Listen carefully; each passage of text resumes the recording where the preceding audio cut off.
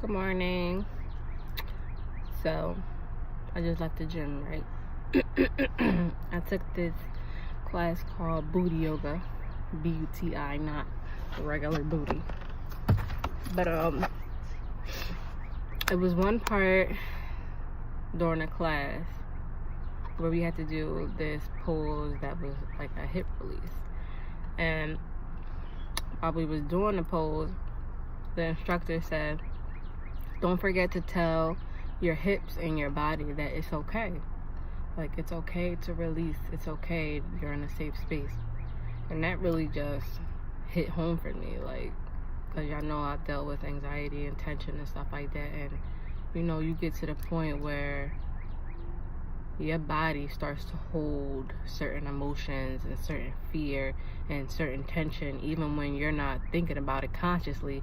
It's happening subconsciously, even from things you experienced in childhood, trauma and stuff like that. You got to think about the fact that each of your organs and each of your body parts are the way they think and the way that they function is as individual organisms, even though they're working together. Just like anything, just like humans function individually, but they work together to get things done. Animals in the animal kingdom, they're individual organisms, but they work together as a community or whatever you want to call it. So if each of your body parts hold different emotions and different types of tension, fear, anger, sadness, resentment, grief, any of those things, you got to start to remember to tell your body in your different body parts, it's okay. You don't have to be afraid. You don't have to be fearful. You don't have to hold these emotions. It's okay to release. And I noticed that the more that I told myself, it's okay, and I told myself, I love you, I told my different body parts, you can trust me. I know that I've done certain things in the past, or I've made mistakes, or I've experienced things that were traumatic, or caused an emotional reaction, or other people had done things to me, but I allowed those people in my space. So parts of your body may not trust you. They may not feel safe. They may not feel okay to relax, to be vulnerable, to be loved. So if you feel stuck in certain parts of your life, whether it's using your voice, whether it's being motivated, whether it's being in a relationship, whether it's moving forward, whether it's overcoming anxiety or depression, you got to start figuring out where you're holding those emotions in your body. I've been, watching a lot of stuff. I watched that documentary called Heal on Netflix. I'm reading this book called Clean Gut. And I've been watching a lot of YouTube videos. And it's all the same consensus. Like, even this lady that I have as a friend on Facebook, she's an empath. And, she offers a lot of advice about, your emotions and being able to release stuff like that. You can't grow into fruition. And you can't, heal and become better and heal your spirit until you've dealt with those things that you're holding inside your body, till you've dealt with those things that are constantly being triggered over and over again. If you're easily triggered, that means you haven't gotten past certain things you think you've gotten past. Sometimes you're bringing old stuff and old emotions and old triggers into new relationships, into new jobs, into new pathways that you could be growing in, but instead you're repeating the same stuff over and over again. I also wanted to say it's important to use your voice. Yeah, I know, I don't like going live. I get nervous when I'm talking in front of people, but I push myself to do it anyway.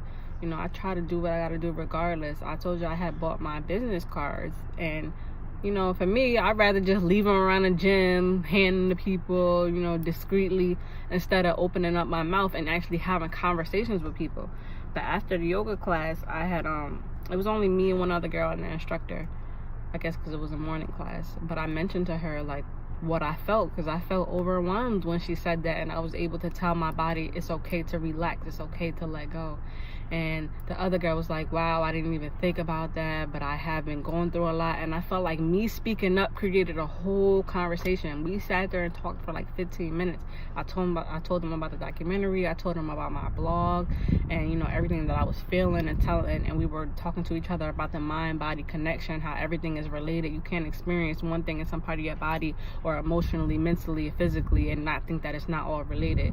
And she just came up to me afterwards, was like, wow, you're such a blessing. I'm glad that you said something, and we were able to talk about it. But imagine if I didn't use my voice. She wouldn't have got that little bit of blessing. She wouldn't have been able to heal, even if it was for that little tiny bit of portion. You never know how your influence, even just the words you say, like we talk about energy, spiritual energy, like it's all intertwined. The words you speak are spiritual. You speak into people, you speak things into fruition, you speak things into reality. Everything you think in your head, your mind, your body and soul, your perception is what creates your reality. So if you're not using your voice, you're not using what you've learned, what you gain, and what you can share with other people. You don't know how not only you're taking away from your own blessing, you might be taking away from somebody else's blessing. You don't know how you're going to influence somebody else. Now, no matter if that person doesn't believe in what you believe in, or if they don't follow your religion, you don't know how that one seed you plant, how that one thing you say to somebody might lead that person down the path to where they need to go.